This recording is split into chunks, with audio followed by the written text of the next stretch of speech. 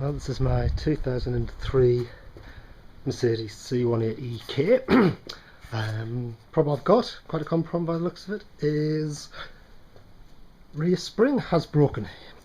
Here's the bottom of the spring that I found rattling around at the bottom. Nice clean break there. I'll show you what I've done so far. I have obviously safety first. Got the front of the car nicely chocked because I've got the rear raised. Obviously handbrake on at the back. What have you done underneath? We have got it. Let's throw some light on this. See what's it? Yep. Got it jacked up there via the rear diff. Got my axle stands either corner. See if you can see that. And over here, the offending article.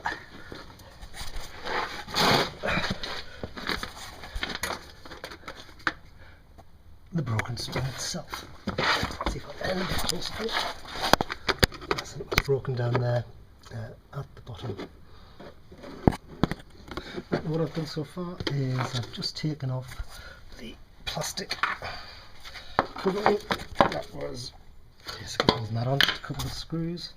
The next course of action, pretty straightforward, is I'm just going to undo the inner retaining bolts there, put a jack underneath, hopefully let it swing down, get the old spring out, put the new one in. Let's see how we get on. Right, well, that was a fight, but I got the nut off well and truly stuck on there. However, lots of penetrating fluid, as you'd call it, WD-40 as I would call it. I don't know if you can just get in there and see, but there's the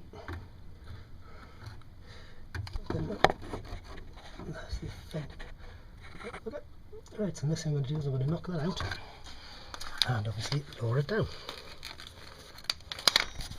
Right, I've just got the bolt out. You can see the hole there. It's perhaps a bit too dark, but in the end, just got another bolt. I end up just popping it in and then giving it a good old hit with the old hammer. That popped it out, and there's the old bolt. Right, so now I've got the bolt out, as you can see there. The little control arm there is just supported by my nice new jack. I'm very pleased with this jack. It's got a unique little feature, a little swivel thing on the top, just makes it so much easier to use.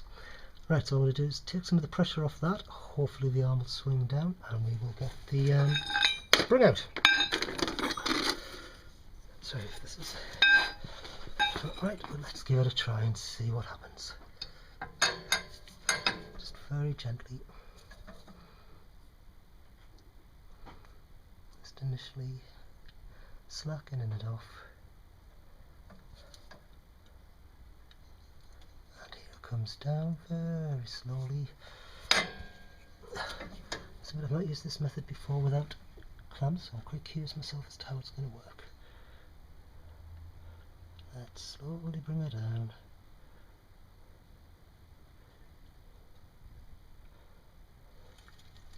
Here she comes. Just a little bit of movement there.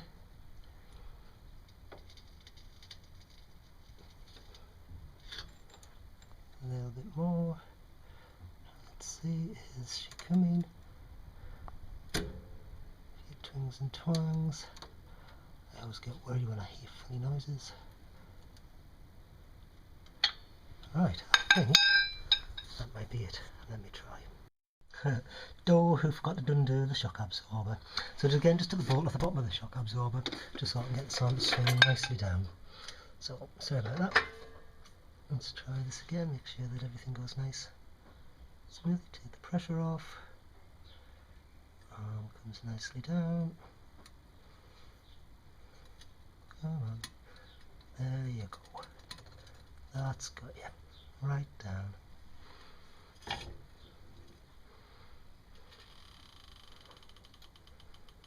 Right, and there's the coil. I think I should lift it out now. Yes, I can. One broken Mercedes-Benz genuine coil. Perhaps a common problem, these break at the bottom, not too sure. Right, next steps. Take this little boot off the top, crash, and put it on the new one. What I'm going to do is just have a quick look inside. I'll show you guys first, just in case it's... Actually, get in there. Look, clean inside that hole. So there's my new spring with the boot.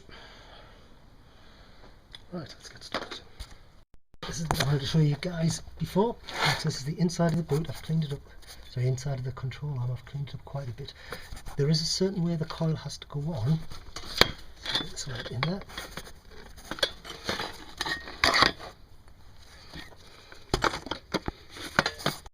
Right, I'm going to try again. I didn't quite see the inside of the cover there. I can't see the viewfinder. But the spring has to go on a certain way. You'll see there's a little ridge just there. That's where the certain side of the spring has to fit. So it goes in that snugly, nice and neatly up to that point. Right, after much cursing, I've got everything back together. I'll just give you a quick rundown now of what we've got. So, it's my nice shiny new spring. The nut at the back, I had a bit of a job trying to get that on. As you can see, it's right next to the exhaust. So I just had to jack the exhaust up just a little bit just to get it back on, but that was fine. And you see the nut for the bottom of the shock absorber is on there. Look on this side. Again, there's the other side of the nut. Again, the new spring. As for torque settings, according to my trusty Haynes manual, the inside lower arm is 70 Newton meters and the shock absorber lower mount bolt is 55 Newton meters. All that's left for me to do now is pop the wheel back on, take it for a little test drive and make sure that it's all okay. Hope somebody gets some use out of this.